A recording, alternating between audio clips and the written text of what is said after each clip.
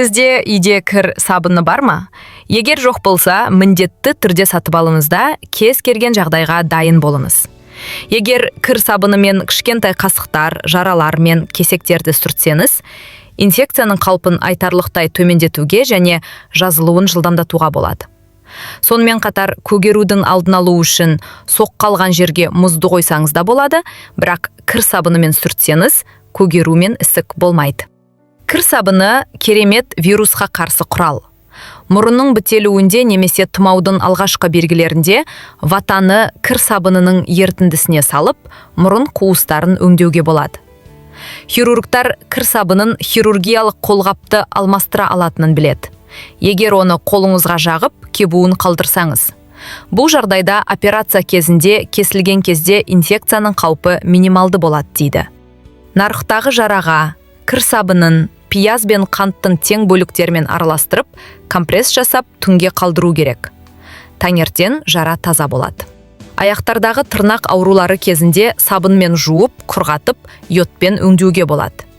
Сондай-ақ, аяқтарыңызды бір апта бойы таңертең және кешке кір сабынымен жуу арқылы сауығып кетуге болады.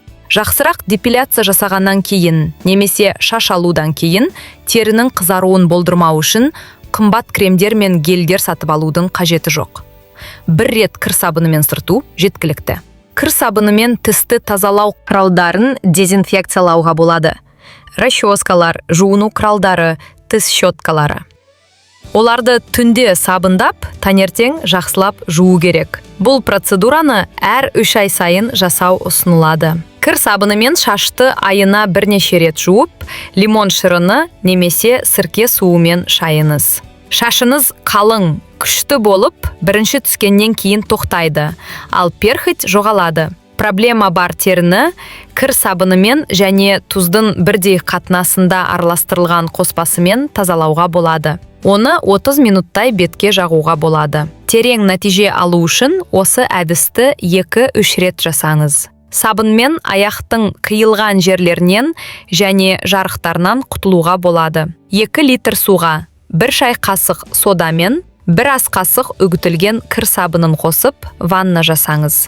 Кір сабынымен умысау пайдалы, аптасына 2 рет. Бұл теріні әрдайым жас әрі сау етеді. Парнада березаның бұтағымен жуыну өте жақсы. Бұл теріні керемет тазартады және оған ішінен жарқырағандай әсер береді. Папилломалардан құтылу үшін 72% кір сабынын пайдаланыңыз. Бұл жерге жеңіл жағыңыз.